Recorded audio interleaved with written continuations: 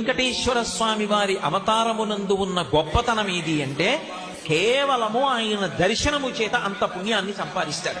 అందుకే ఆయన ఒక మాట చెప్పాడు, నేను ఎందుకు వస్తున్నాను అవతారంగా అంటే సర్వలోకములను రక్షించుట కొరకు, మోక్షమునకు మార్గమును సుగమము చేయుట కొరకు.